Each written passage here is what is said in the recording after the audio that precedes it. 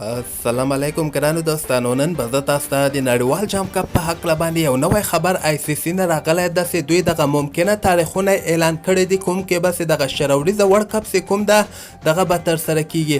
او زیاتره ملګري د ټي 20 ورلډ کپ په هکله باندې پوښتنه هم کوي چې آیا آی پی ایل خو کینسل سي، یعنی هندوستان به دغه ټي 20 ورلډ کپ پرېږدي که په دغه وخت کې به دوی دغه آی پی ایل بقایه لوبې چې کومې ترسره کوي دغه به ترسره کیږي او که ټي 20 ورلډ کپ به ترسره کیږي. نو ویډیو تر اخره پورې وګورئ، په هر څه به تاسو پوه سئ.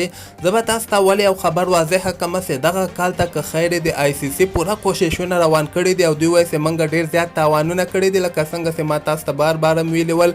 خو دغه ولته دوی په ایس قیمت باندې دغه ټي 20 ورلډ کپ نه کینسل کوي. او بل ټي 20 ورلډ کپ کې دغه خبره ده چې دغه ورته په هندوستان کې ترسره کیدونکی، یعنی هندوستان کې که ترسره سي او که ترسره نه سي، که دوبۍ کې یا کوم بل ځای کې ترسره سي، نو دغه ګټه چې کوم د دغه اول آی سی سی ته هغې نه وروسته هندوستان ته رسیږي، یعنی هوسټنګ یې هندوستان کې. نو ځکه هندوستان هم دلچسپي لري چې ټي 20 ورلډ کپ ترسره سي. دې کې هېڅ شک نشته ده چې زیاتره فیصلې چې په آی سی سی باندې کوم منل کیږي هغه هندوستان ده. خو دغه ورته به زه تاسو ته وایم چې د آی سی سی لخوا نه چې کوم تاریخونه اعلان شوي دي دغه ټي 20 ورلډ کپ به که خیر حتماً په دغه کال کې ترسره کیږي.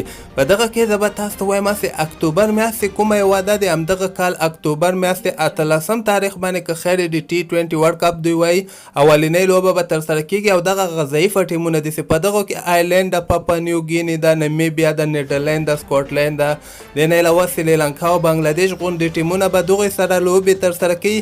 بیا دغو کې به که خیر څلور ټیمونه مخکې راونډ ته به وځي. هغه مهمې لوبې چې کومې دي هغه به که خیر 24 اکتوبر نه به شروع کیږي. هغه مهمه لوبه کې افغانستان هم ده او د نه علاوه هندوستان، ساوت افریقا، ټول مضبوطه ټیمونه چې کوم دي د دوه ګروپونه یې جوړ کړي دي چې په یو کې افغانستان سره هندوستان د ورسره د نه علاوه انګلند او ساوت افریقا غونډې ټیمونه هم دي. نو په ټي 20 کې به افغانستان مکمل لوبې چې کومې دي، یعنی یو ګروپ کې شپږ ټیمونه دي، نو افغانستان ته 15 خطرناکه لوبې برابرېږي. حالانکه دغه دوه لوبې چې کومې دي یو به یا بنګلادیش وي یا به سریلانکا یې هر یو چې هماغه بل ګروپ نه راووته. خو دغې نه علاوه دا نور ټولې لوبې چې کومې دي ډېر مضبوطه ټیمونه سره به دوی لوبې ترسره کړي.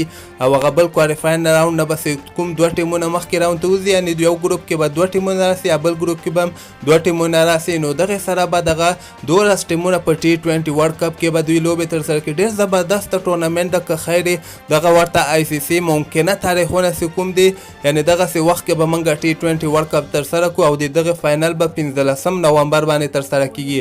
خو زه به تاسو ته وایم چې هندوستان اوس هم کوشش کوي، یعنی دوی اوس هم امید ساتلی ده چې موږ به دغه ټي 20 ورلډ کپ په هندوستان کې ترسره کړو. حالان کې مکمل یعنی 100% کې کنفرم خبره دغسې نه ده ورکړې چې دا به 100% کې په دوبۍ کې ترسره کیږي. خو څنګه چې اوس نن سبا حالت دی دغه په اساس باندې آی سی سی خو فی الحال دغسې دوبۍ کرکټ بورډ سره هم تماس نیولی ده او هندوستان سره هم تماس نیولی ده.